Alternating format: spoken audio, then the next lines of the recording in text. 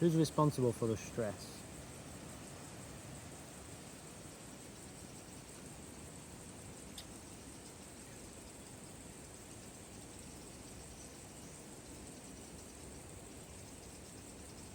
I don't know. Hmm. There's not one single person, is it? No, definitely not. It is the process of life, ultimately, the process of life, which means us. We're responsible for it. Now, we're also responsible we're also responsible for what we do about it.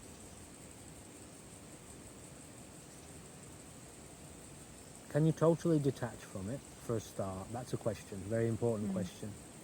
Can you totally detach and disappear and dissolve into your own private universe? Where, and I don't mean to be like cliche here, but where there is not a single problem or concern. And I mean that to the deepest level. There is a total serenity of inherent oneness of all life in which everything is perfect, literally. Can you access this space? That's one question. If not, why not? If so, fantastic.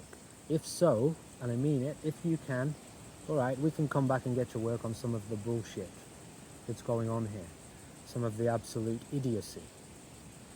But don't get too bogged down in that if you don't know how to get out of it. That's important. You find peace, no peace, truly, deeply no peace, at which point you can come back and help.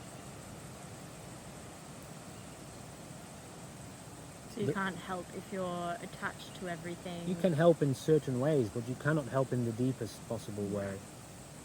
The deepest possible way is in transcending identity itself, the identity of the self, which is tied to the current state of human evolution of consciousness here on this planet. This is the same problem that we're considering here. You personally, where are you at? Must you learn to transcend the suffering of yourself? Wonderful. Learn to detach. Detach from the operation of the self within oneself. That means meditation. That means a very, very sincere, prolonged effort in regards to watching. In order to begin to identify the mechanism of the self and how it operates, at which point it can be witnessed that one is actually an outside observer of that, and that's a whole illusion. All right, great, so you can get out. Now, what are we talking about with regards to global unrest? The current level of evolution of consciousness here up to this planet has been up to this moment on this planet, up to this point, has been and is insane. Why is it insane? Because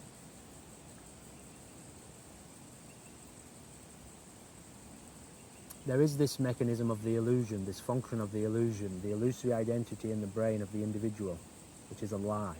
It's there, but it's not what you are. To believe that thing is to be fearful and be terrified of death and anxious for property and grasping of things and fear of opinion, of judgment and all the rest of it. To believe that, to believe the identity to be you, is to fall into that and then sustain that. That mechanism is what has been ruling the show down here with regards to law and order and regulation of society, that insane entity, that lie. And so we are witnessing very clearly the operation of that mechanism in society at large, and it is warmongering.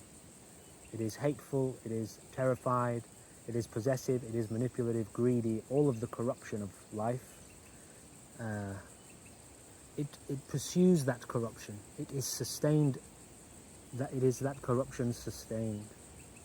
It is the cause of that corruption. It is one and the same. The corruption in society is because of this wrong belief in the individual identity. It is one and the same. So that is just the external material reflection of that inward process.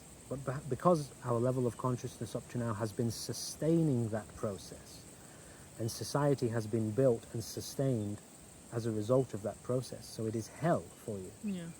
Congratulations, you have generated anxiety and stress collectively. Good job. All right, so wake up to that fact. Now what do you want to do? You want to do it differently. You want to do it differently. I need to. You want to transcend what you have. You want to transcend what you have, as of current, been able to achieve with regards to the operation of consciousness here. You want to evolve. And that's what you get encouraged to do when you want to evolve. All right, step up. So what do? How do you do it? What's the mechanism that overrules that operation and brings you into a new paradigm?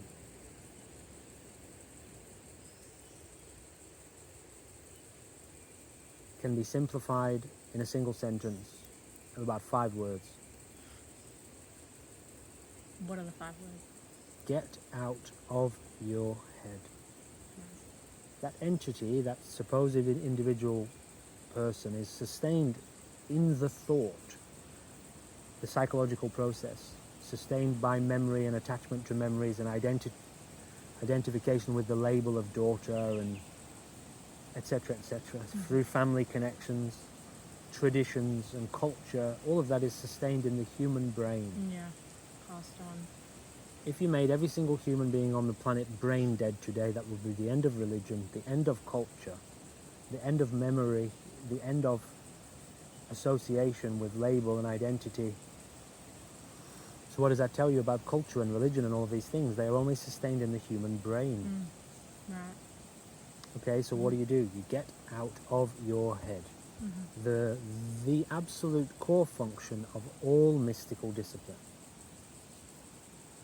All mystical discipline. Get out of the head. Cultivate the ability to witness the present moment so intensely, and various elements of the present moment. For example, could be sound, could be a particular sight. It could be overriding the mechanism of psychology and intentionally holding to a single thought, or intentionally counting 1, 2. To intentionally count within one's head requires an absolute focus of presence. Otherwise you go off track and you start thinking about all sorts of other things. It could be a form of yoga, it could be a form of kung fu, it could be a walking meditation, it could be just a simple sitting and watching.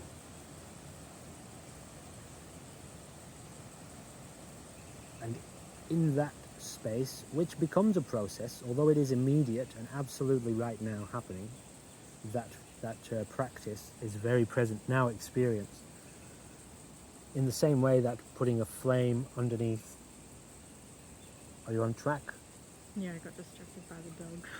In the same way that putting a flame beneath a pot of water is an immediate effect, if you leave it there for an hour, it will have had a different effect. So, like watching and deep meditation, okay, you do it now, but can you sustain it? At which point it becomes a process of, well, it initiates transformation, complete transformation of the person, the being. There is a total, eventually, an intimate reawakening to and a reconnection with the all.